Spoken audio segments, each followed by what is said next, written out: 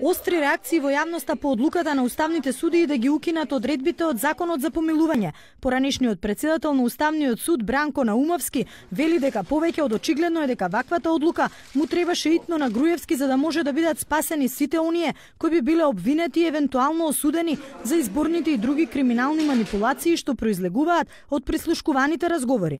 Овие судии се навистина срам за судството. Повеќе од очигледно е дека одработуваат некаков долг. Гурниса уставниот поредок, ги погазија граѓаните за да спасат група криминалци. Нас ни треба формирање на експертска влада, која ќе биде пред се евроатлантски ориентирана и која ќе ги рачисти сите овие манипулации и се што се случува во моментов. Се вели во писмото на поранешниот председател на Уставниот суд. Реагираа и политичките партии. Власта и опозицијата се обвинуваа преку партиски соопштенија. Срамната одлука на Уставниот суд не може и нема да го заштити Никола Груевски и неговите соработници од изборниот криминал, велат од опозицијската СДСМ. На ова реагираа од владеачката ВМРО ДПМН. Оттаму велат дека СДСМ силно го поларизира народот и го насочува кон рушење на институциите на државата и системот. Остри реакции упатија и по малите партии. Од Либерално-демократската партија сметаа дека Уставниот суд се стави во директна служба на осомничените високи функционери на владеачката ВМРО ДПМН.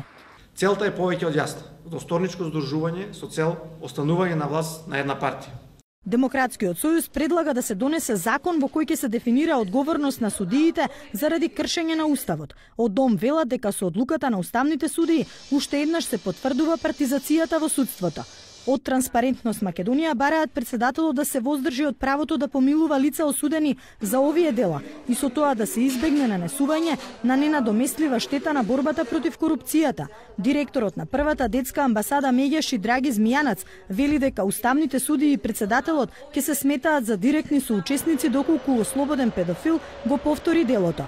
Според народниот правобранител, со одлуката на уставните судии се доведува во прашање заштитата на слободите и правата на децата, но и се уриваат сите досега направени реформи за ефективна заштита на децата од злоупотреби.